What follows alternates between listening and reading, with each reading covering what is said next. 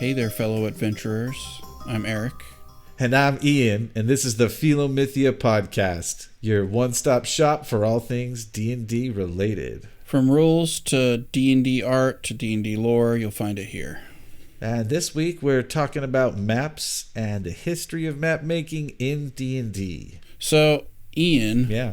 what did you find out about the history of maps in D&D? Or, more fantasy in general, too, I would say. I found that there wasn't really a lot of history.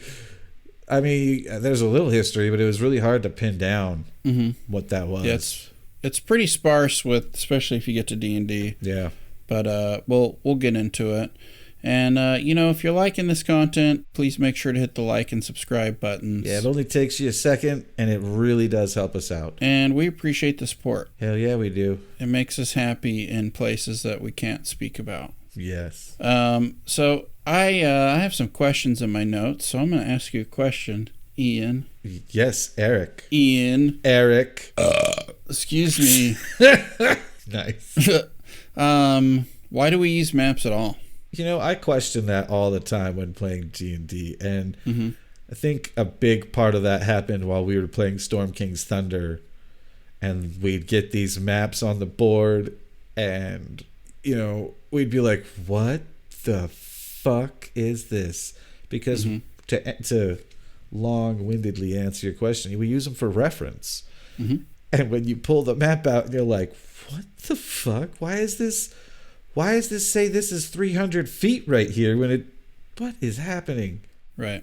So yeah, we use maps for reference a lot of the time. And that's, ideally, there's more, I guess, to that, but right. Ideally. Well, I think to Storm King's Thunder specifically is the DM was using a reference map as a tactical map.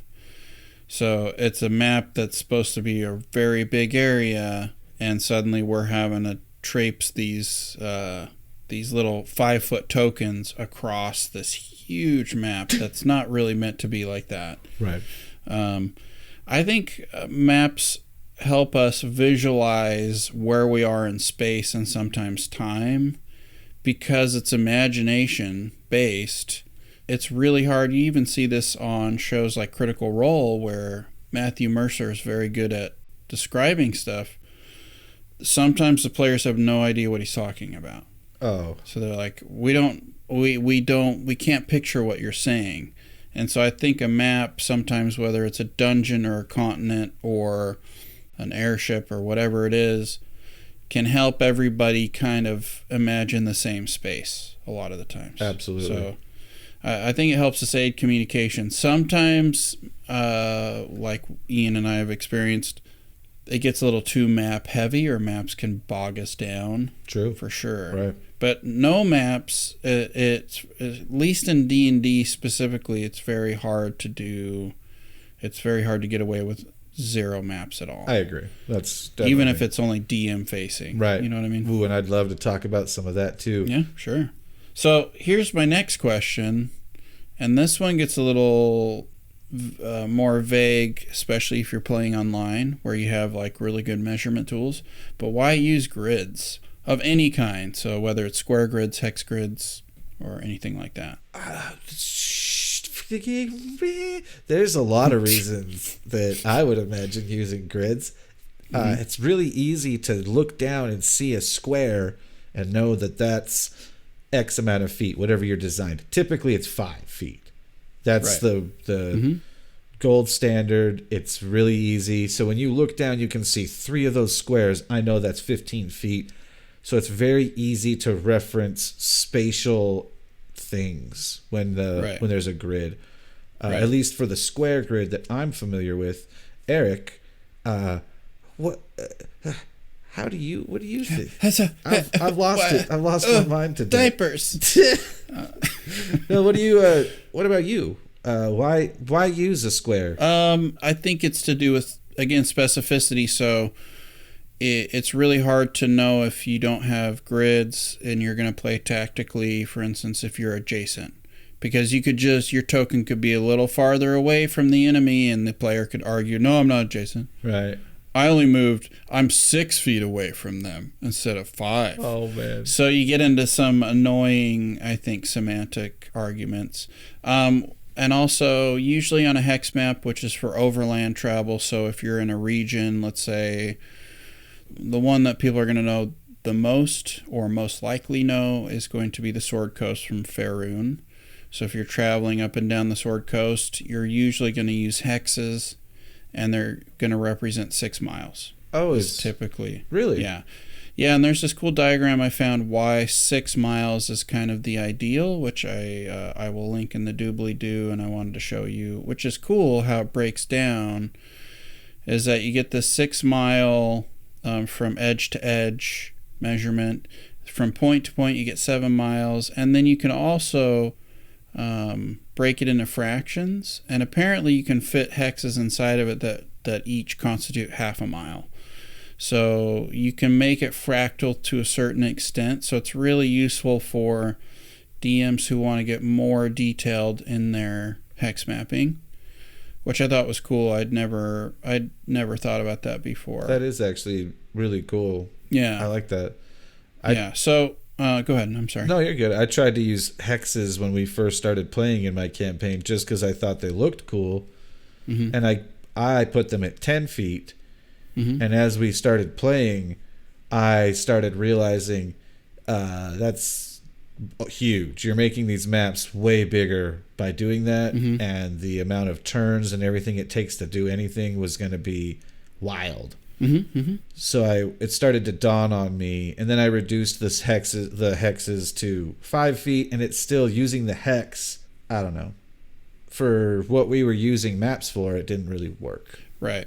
And the reason why, again, if you go online, you'll find people arguing about which is superior because it's kind of hexes or squares. I, because I'm dumb, was like, well, why don't you just use like octograms? Because you can't fit them, you can't nest them like you can with squares or hexes. Oh. So again, I have a nice little diagram that somebody on the internet did. So you get these little spaces in between the octagons, or octograms, where there's nothing there. So you have the same problem you run into with squares, which is your diagonals are actually farther away than your flat sides. Right. So your northwest, south, and east are flush and they're even, but your diagonal points on a square are going to be farther away, and that bothers some people. And so the hexes actually take care of that, where your diagonals are better. Oh, okay. Everything is equal, so one hex is equidistant away from another hex if you measure from the points. So that's why people use hexes tactically, because it clears up some rules, but then you encounter other problems. Oh, okay. Basically. That makes a lot of sense, actually. But on a hex, you don't get your north, south, east, and west evenly, because some of those line up on the point. So again, that's why you see them more for overland travel rather than tactical, because the square is just kind of a multi-purpose tool. It's the best one that people have found to use. I'm like, that makes sense. I can see why you would do that. So I've come to love the square. Squares are fine. I think I found it, again, this is only online, but on Roll20, sometimes I'll find a map that's pre-gridded, and there's a whole rabbit hole we won't get into, but trying to line up grids on a map it already has grids on it with grids on Roll20 is an absolute nightmare. It is. So I'll turn the grids off. You can just use measurement tools on the tabletop, on the virtual tabletop, that kind of get rid of the need for having squares or hexes all the time. It's nice to have them both. But again, I think hexes and grids come from the nature of doing it on the tabletop, like in person, where a lot of this you have to calculate in your head. And so you're trying to find shortcuts to bring down the bandwidth usage. Oh, that's a good point, actually. I think that's you know a good... what I mean? Oh, yeah, for sure. So that's what I discovered. And I'd never thought about hexes, because I always found hexes to be kind of visually annoying, but I actually really love them now. Oh. And I would like to do more with them, especially creating like regional maps and doing some more overland travel gotcha. and things like that. So you'll see that that tends to be what happens is hex maps are for overland travel, specifically for DMs. They might not show them to their players, depending upon the DM. And then square maps are usually used for towns and dungeons where you're going to have right angles. Or where you're in a tactical battle and you need to move 5 feet to the right or 10 feet diagonally, something like that. And that's about all I found with just the philosophy behind it.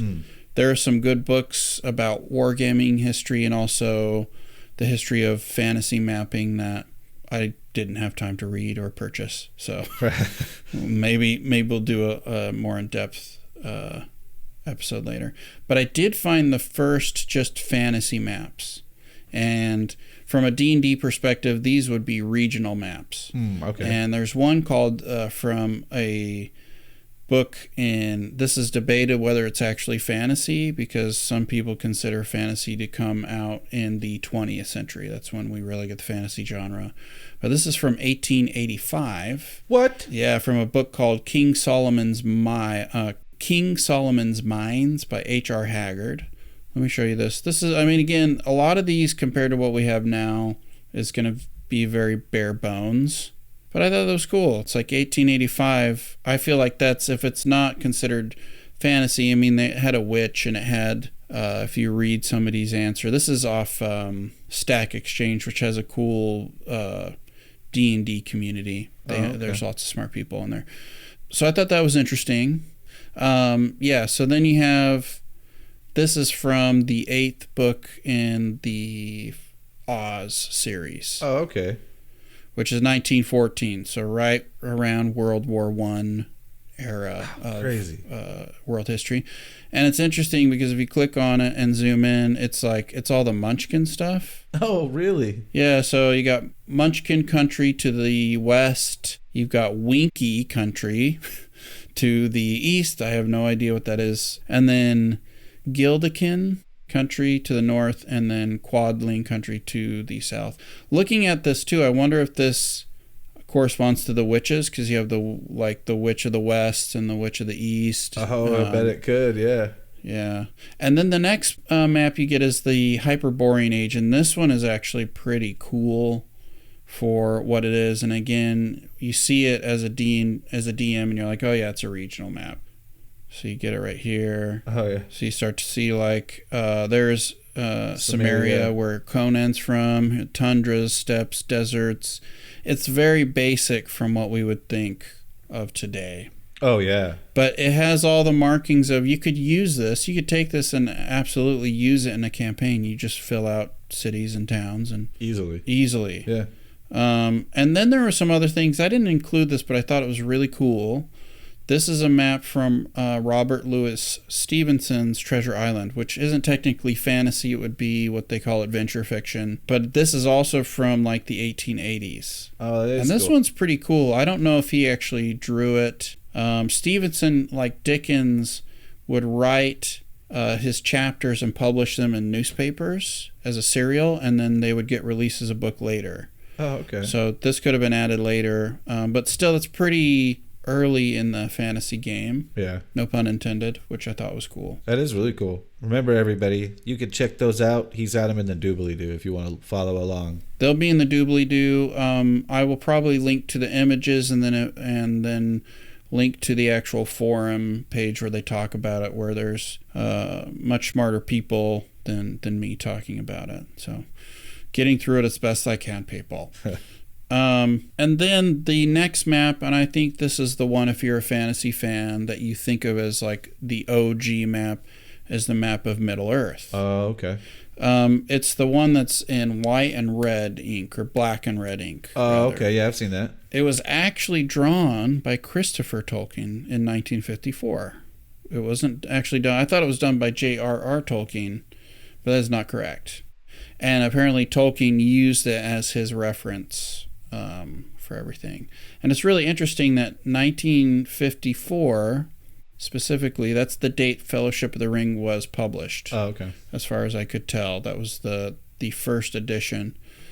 That's 20 years before D&D comes. like to the year. Oh, really? So 74 is when we start to get D&D as such.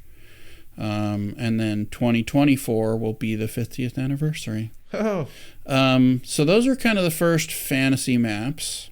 And then D&D specifically, there's 3 that people cite. The first is what they call OD&D or Zero D&D, which is, it's not even first edition. It's just the first thing they published. Aficionados usually call them the 3 brown books.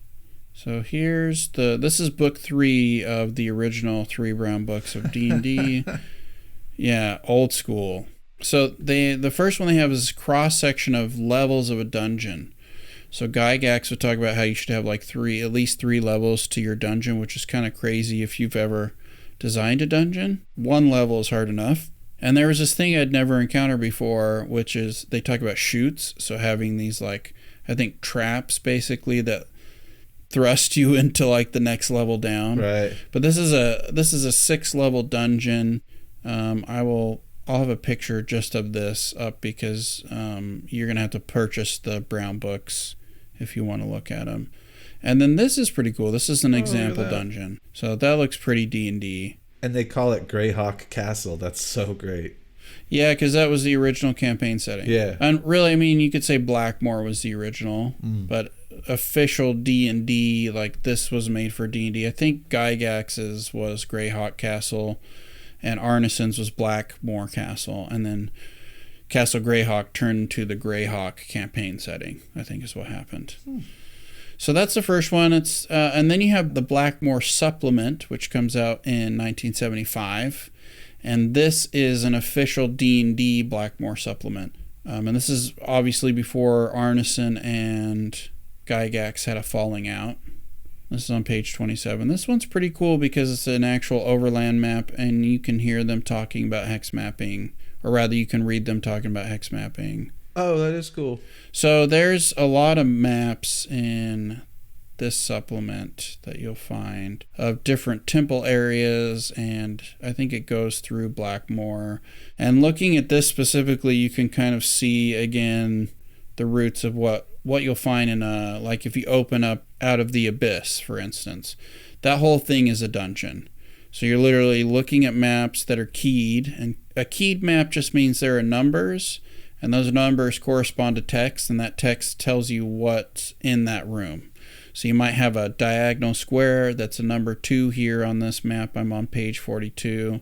And then I go, okay, well, where's number 2? I got to go back up.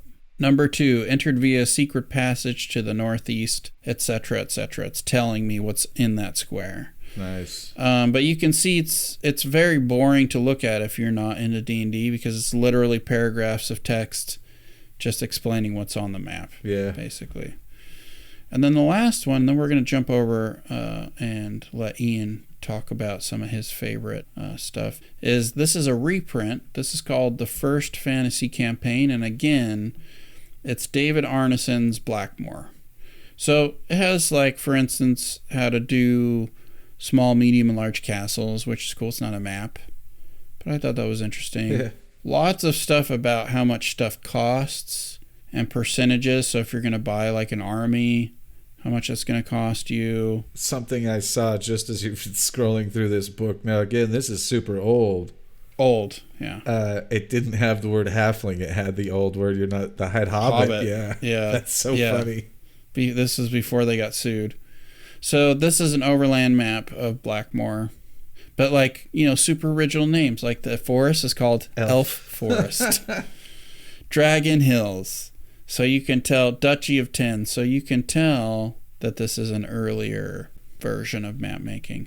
I think it's cool that they explain, okay, here's how you key, here's how you key a hex map. So this is what Dense Woods looks like, and it's got kind of these little circular bubbles to kind of represent bird's eye view on woods. And here's, what marshes look like and things like that.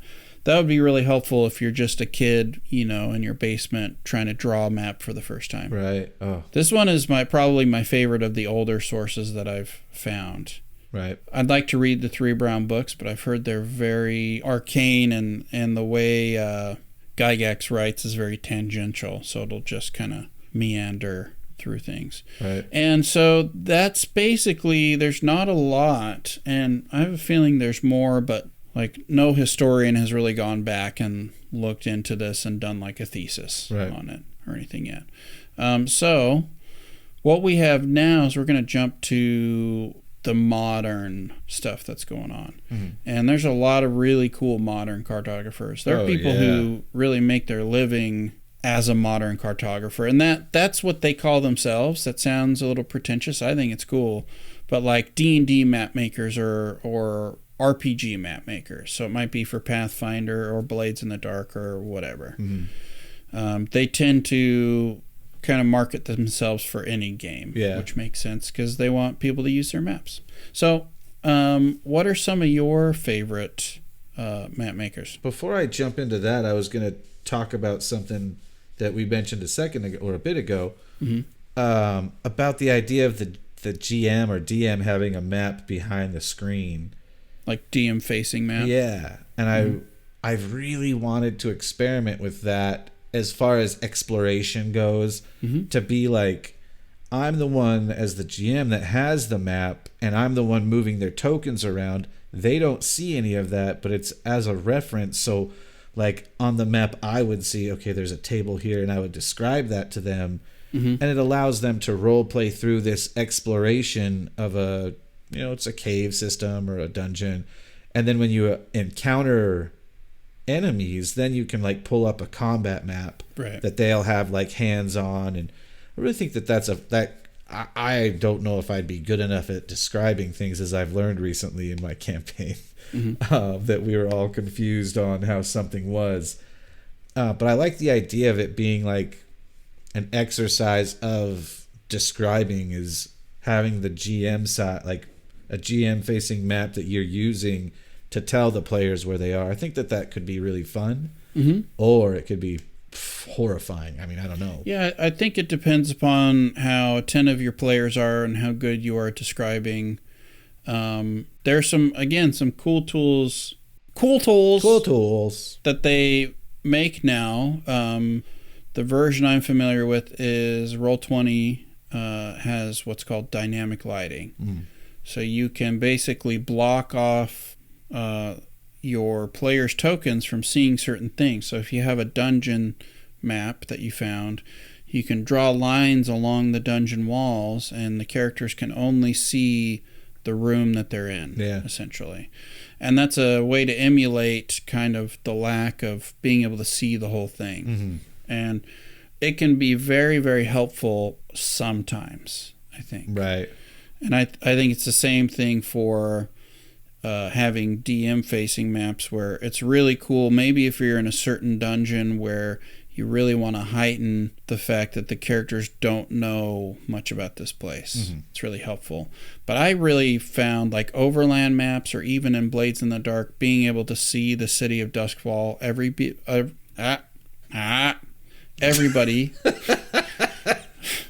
being able to see the city, it just helps for communication. Absolutely, yeah. You know what I mean? For sure. So I think it depends upon the context, where we like to get pretty absolutist, like this is the way we should do it, where it's like, well, yeah, sometimes. Yeah. Depends. Well, I think that's what we definitely have learned over the few years, is it's a mishmash of all of it, trying to navigate with your players and see what's going on to do this. Or at least that's what it's been for me. Yeah. Well, and I've started to embrace the fact that, for instance, prepping for a D&D session, it's always like the first time. It's never the same. There's never a rhythm. It's always like prepping is a completely different animal every time. And so I feel like every session reflects that, where, yeah, this version of like my map worked really well. Dynamic lighting, that worked really great last session. It's not working this time. Like I need to use a different tactic this time. Right. And so it seems more like having a vocabulary or a array of techniques that you can use for different situations is the best, at least for me. That seems to be the best. Oh, and I agree with that. Like I've definitely encountered, as we've been doing this, lots of situations where, in hindsight, I'm like, wow, I think that one would have really gone over well like this, or like with this kind of map, or I made this map way too big.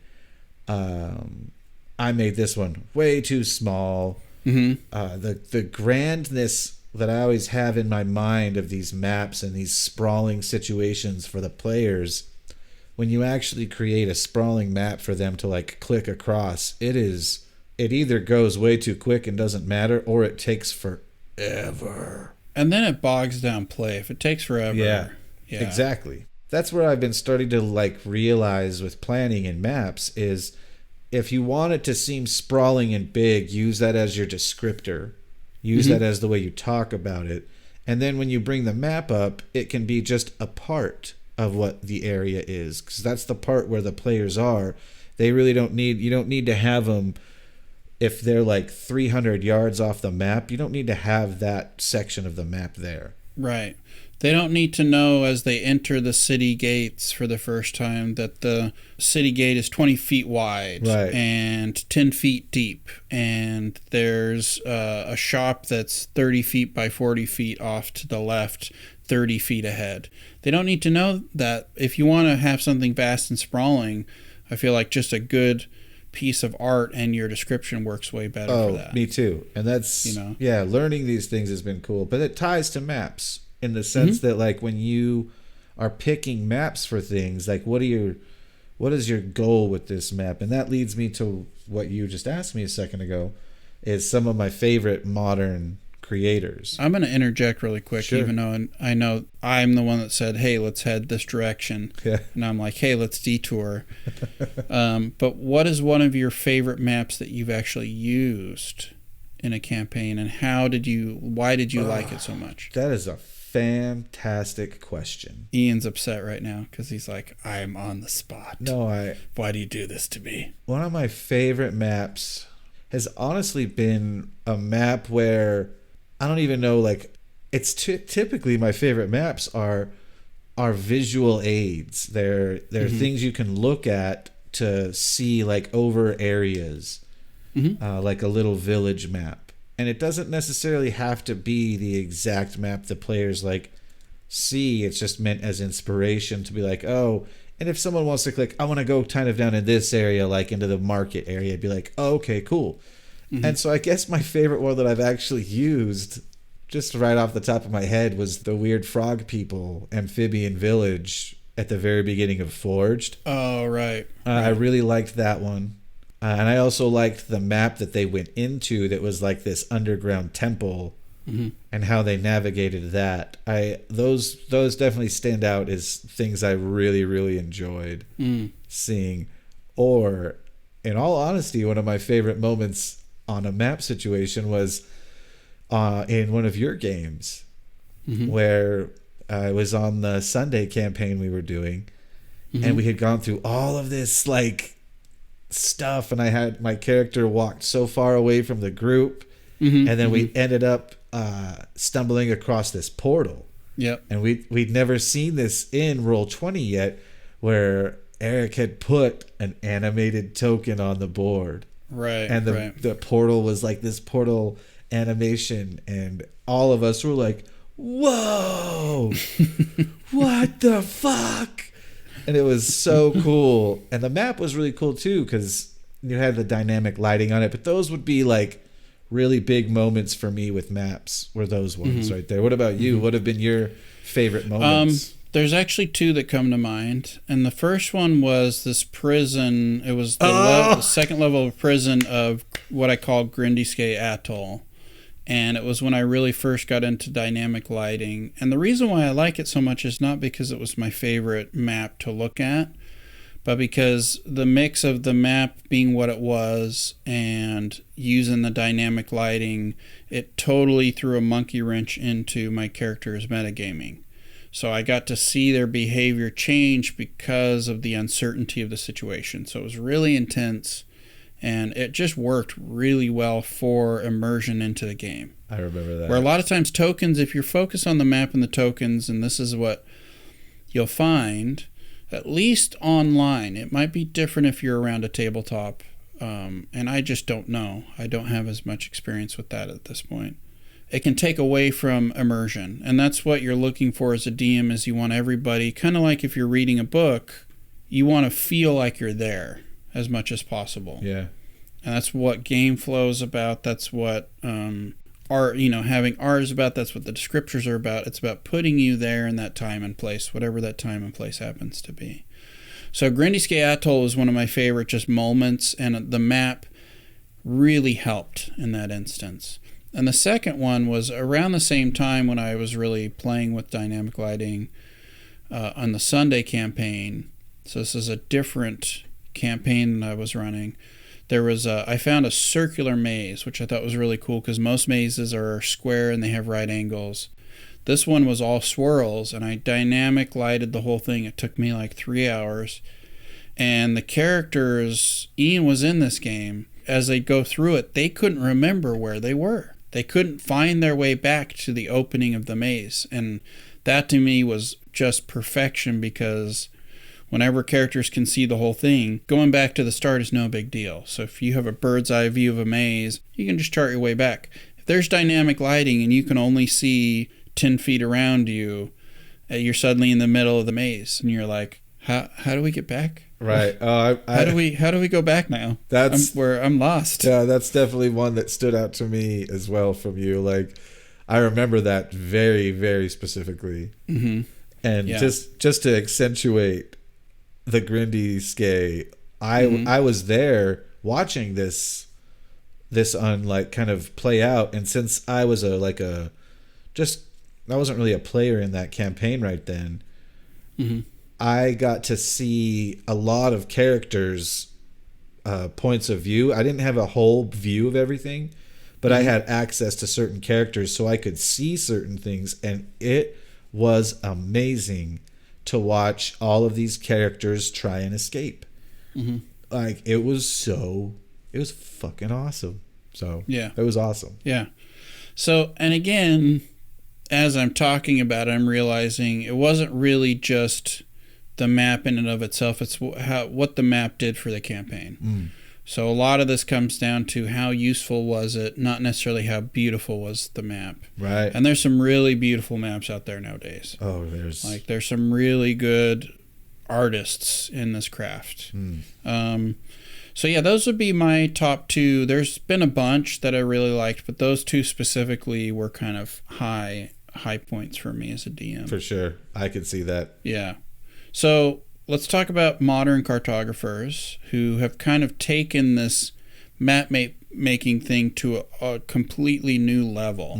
Like the maps that are out there now are, if you compare one of the so-so maps to like the original maps, there's no contest with how the quality and the depth and kind of the specificity. So if you need a dark dungeon exterior in the morning, you can find that. If you need it at night, you can find that. So you'll find all these specific variations of maps now all the time. So everybody's spoiled for choice. Oh, it's crazy too what people are doing. Like I have Incarnate, which is a very popular map maker, and it is daunting to look at. It is absolutely daunting for a beginner person who's trying to just do maps. It's daunting. But I've seen some incredible stuff.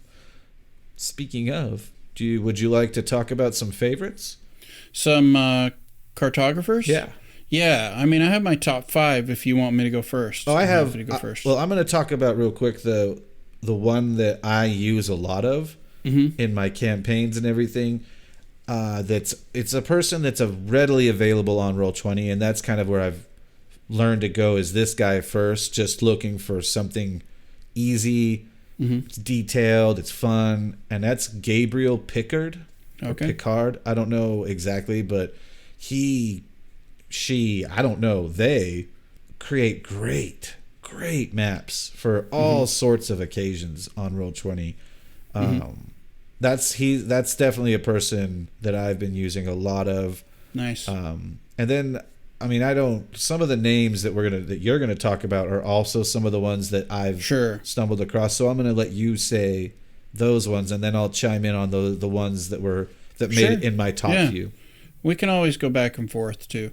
Absolutely, my top. It's a map making duo. They're my top absolute favorite cartographers is Seppuku, and it's Se and Peku, so it's these two people, and they made this name, which has a play on words if you've ever heard the term seppuku. And they've done a bunch of stuff for Eberron. They have, they've got like dungeon maps, they've got palace maps, they've got isometric maps where you're kind of, instead of just top down, you're looking at the map from an angle. And when I look back at all my maps that I have on file from old sessions and campaigns, a lot of them are seppuku. Like, oh, yep, that one's seppuku, that one's seppuku. And one thing that I really like about them is they offer free versions on their Tumblr, and a lot of these makers that I'm going to talk about have Tumblrs where they're like, hey, here's some of our free stuff if you like it. We've got a whole bunch of other stuff on our Patreon. So if you support us, most of them, it's all you have to do is pay $1 and you get like access to most of their library of stuff. Hundreds of maps. Yeah.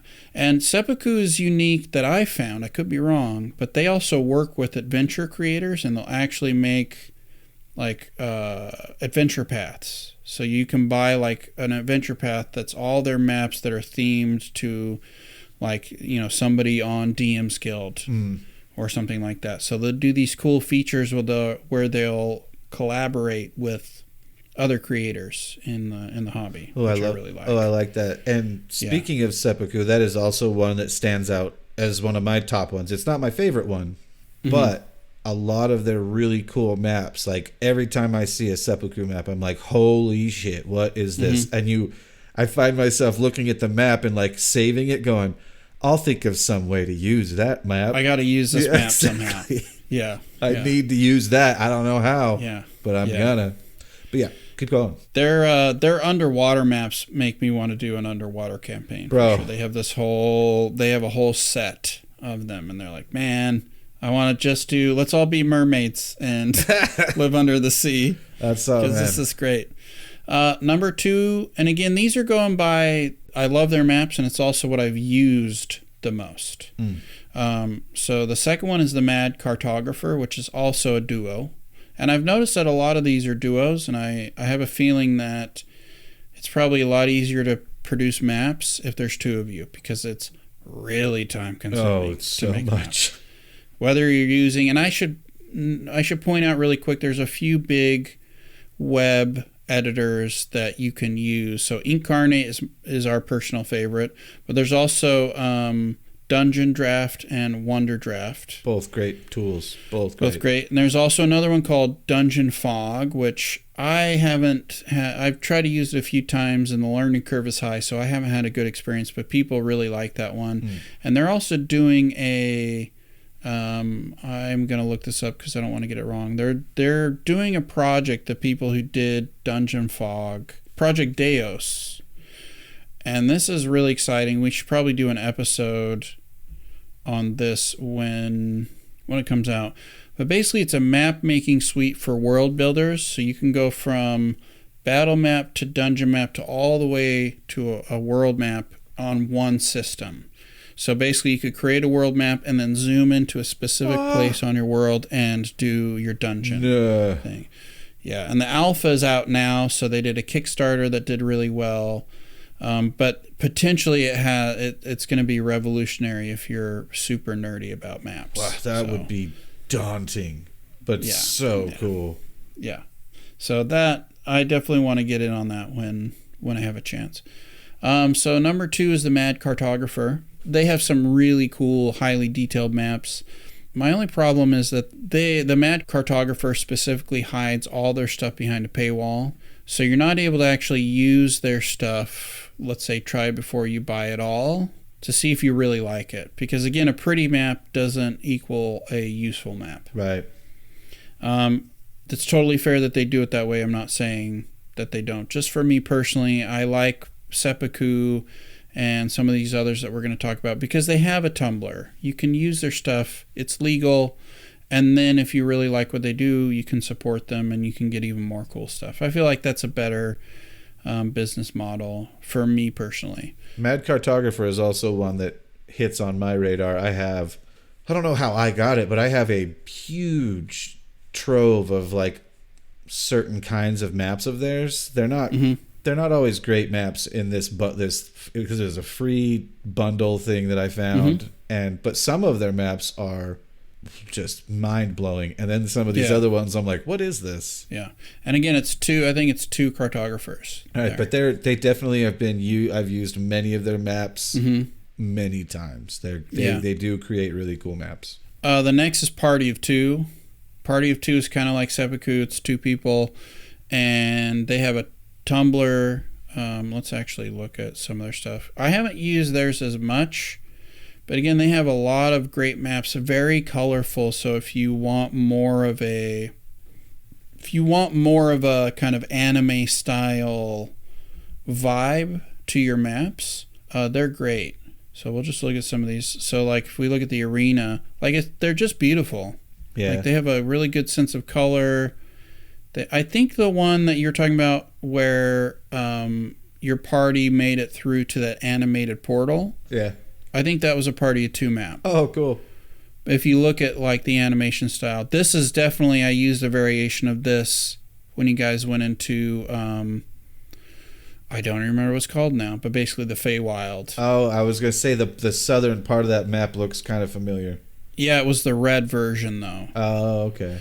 So they have an interesting, very colorful style. They're not my most favoritist everest, but I do really appreciate what they're doing. I'm glad that they have some cool airship stuff. You know, oh, yeah, that's cool. It's more of a 2D style, where like Mad Cartographer is like hardcore 3D, you would say. Right. So we'll just run through the last few of these. One that is very close to my heart, and they, as far as I know, they don't even have a Patreon, and they should. And I think this is just one person, is Zatni Kotel. And when you first got into, on the Sunday campaign, when you guys first went into the Lich's Tower, that first level of the dungeon, that was them. Oh, that was a good one. Yeah, really good. And they're really good for like mega dungeons. They released this free pack of 50, I think 25 by 25 square dungeon tiles that all fit together into this mega dungeon. That was free to download. Some of them are better than others, but it's still just all this content. They have a DeviantArt, which is just phenomenal. They're just always making awesome stuff. Nice. I really like Zatni Kotel. And then the last one of my top 5 is Sir Inkman. And Sir Inkman makes beautiful maps. So they're very detailed. Oh, yeah. It's a 3D style, but it looks kind of anime. And what really won me over are these. They're one of the few people who do like floating islands. Oh, I love that. So very kind of illustrative style that could fit right into like a comic book.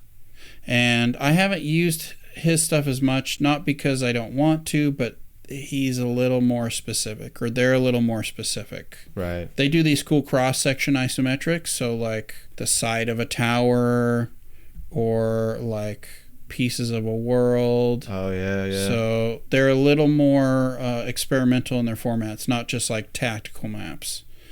But I love their style. It's amazing.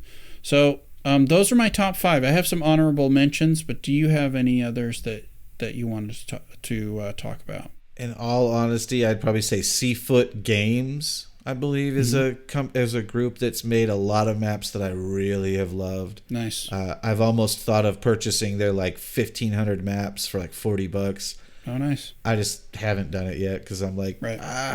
If to have that much map on my hard drive, I'd be like, shit. Well, can you buy it and then re-download it? Oh, I'm sure. Kind of like Humble Bundle, so you might be able to buy it and. Oh, I'm just talking about. Just download what you need. I'm just talking about the sheer number of that many maps. Is just like, good Lord. And then I know myself that each time I'm going to run into a new thing, I'm going to go searching for more maps, even though I have 1,500 just sitting there waiting for me to go through. The sad fact is it's easier to find stuff on Google than like go through your computer and like Right. go through every single image. Right. For sure. Because it's never organized how you want it, and then you organize it, and then all of a sudden you figure out you have a new organizational, or you have a different way of it's, you get it. For sure. Yeah. That's cool. Any others? I think some of your honorable mentions actually have been brought up on maps that I've used or have like saved that I might use. So you can name those ones, and okay, those are probably the main things I used to. Sure. The big one is Eightfold Paper. Yep. I love them. It's another duo, and they remind me a little of the Mad Cartographer, but they're even more realistic, if I could say that. They have, angles of lighting and textures, and it has a 3D feel to it. They have their own website. They don't have a Tumblr, but they have free maps that you can use. Oh, okay. And this is a little trick that I think it's a cool business practice. Most of these cartographers, the free stuff they release is gridded because they know people are going to be using it online, and they're not going to be able to align the map to the grid like we were talking about. Right. So if you want the ungridded version, which they're much easier to use, you have to pay for it, which I'm like, that's fair. Yeah. I think that's totally cool. And then Epic Isometric, I have not used, but I love their stuff. And all their stuff is isometric. And again, for those of you who don't know, it's kind of like you're looking, think of like a Diablo map. Right. They're a little tricky to use unless everything's isometric on your VTT. So like your tokens are isometric and all that good stuff. The cool thing about Epic Isometric is they are completely integrated with Roll20, and they also make isometric tokens. Oh, that's cool. So they give you everything you need to run it, and they're pretty cool. They all have a distinct style. John has used one of these before. So one of our DM for the Conan campaign. But again, it was a little frustrating for me personally the way he used it, but the maps are really cool. That's really cool. The one I'll add before I'm done is, it's not really a thing, but I utilize Incarnate. There's an explore feature, and people that use Incarnate will upload their maps to the community. So that's lately where I will search and just kind of thumb through people's work and see if I see something really cool. And if I do, I grab it and save it. And there is cool stuff. Oh, it's there. Incarnate is insane. Yeah.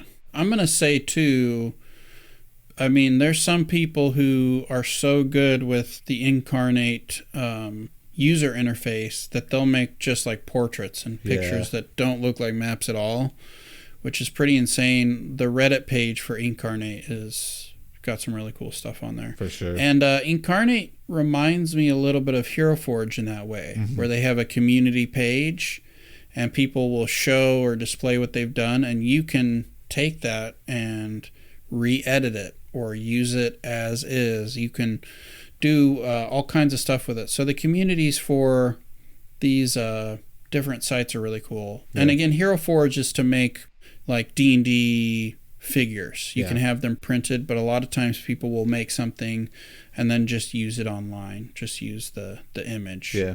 And that's we could get into miniatures at another time, because that's a whole other box of candy. Yeah. So the last one, I had to mention him because we don't think about him very much, but his fingerprints are all over the D&D books, is Mike Schley. And Mike Schley is kind of the dungeon map designer for all the official D&D stuff. Oh, wow. He's got a really nice style. His stuff, you can buy it. It's all behind a paywall, so you're not supposed to legally use it unless you pay for it. But you've seen a ton of these maps before. So the main Sword Coast map is his. Oh, sick. A lot of these villages. So when we did Phandelver, the Phandelver map, I think. Oh yeah, Phandalin. Phandalin. Ah, that's totally it. Yeah, he has a very distinct style. It's really cool. I had to mention. Absolutely, that's awesome. And so I love his stuff. I have I think he did the Castle Ravenloft poster that I have up, and it's really good. It's all isometric, and it's got cutaways and stuff. Speaking of that, did I share that to our group, that person who 3D printed the entire Castle Ravenloft? I don't think so. Oh man, I'll try to find it because it was some person on Reddit that posted, and it would like take up like almost an entire like full bed, like not a queen but like a full. It takes up almost that much of a footprint, and it is printed. Every room is printed, every single thing, and it can come apart. Is it to the 5x5 scale? Yeah, like so for your standard miniature scale. Nice. That's pretty cool. That's hardcore. They haven't painted it or anything, so it's all black resin right now.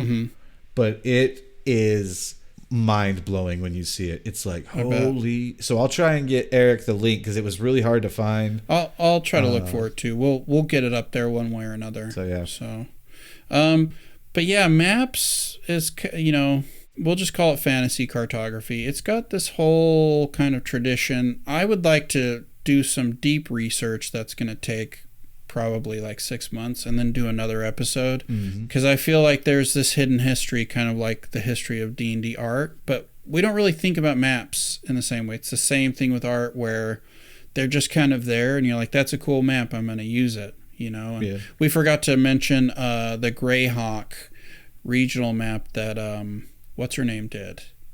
I'm forgetting her name, but we see her in Darlene. So cool. So again, the way she made her map was all with paper and tape. It's really hardcore.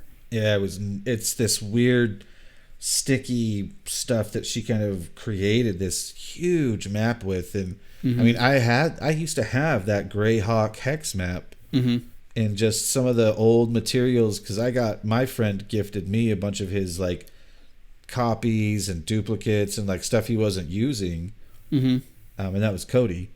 And so I had all of this stuff that I was so cool to look back on. Yeah, for sure. But yeah, so maps can be really, really useful, and I think if you use them in your game, that you probably will tend to go overboard, and then you kind of dial it back, and then you find out, it's another tool to use. But for me, I love them aesthetically. I wish I had more time to make them, because Incarnate is like my 12-year-old self's wet dream, basically. It's so cool. Of like tools. You can make dungeons and cities, but you can also make like continents and regions, and it's got the whole 9 yards. Super cool. So we're interested to hear, what maps do you like? Maybe there's a map in a fantasy series you read that you really like. The map for the Emperor's Blade series is really cool. Also, I'm rereading the First Law trilogy, so the Blade itself has a cool map. Oh, nice. On there as well. So yeah, we really like to hear what fantasy maps our listeners are enjoying as well. Or if you make maps and we don't know it, tell us, show us. Yeah, absolutely. I'd love to see Or that. even if you're like me and you do like mazes and labyrinths, like graph paper style, which is also super fun. Yeah, let us see it. Let us know. Yeah, let us know. But yeah, so again, if you like what we're doing, please like, share, subscribe. Please do. It helps us a lot, and we love when we see it. We do. It makes us happy. It's a huge hit of dopamine. It's crazy. So. Even just like one like, I'm like, oh yeah. Oh, so good. Just one person. Sweet. So good. Love it. Thank you. Yeah, we love you guys, and thanks for listening. And I think it's my turn. It's absolutely. Is it my turn to sign off? Yep. Okay. I was gonna say we need to do Dooblydoo thoughts, but I think we just did. Yeah. Yeah. Well, listeners, even if you're in the Arctic tundra, make sure that you drink some hot cocoa and do a bunch of jumping jacks so you can stay sweaty. Yeah, use that force damage, baby. Oh, there it is. Force damage. Force damage. Force damage. Pew, pew, a poo poof, doo, and here comes the danger that hurts us. Pew, pew, a poo poof, doo. Like, share, subscribe.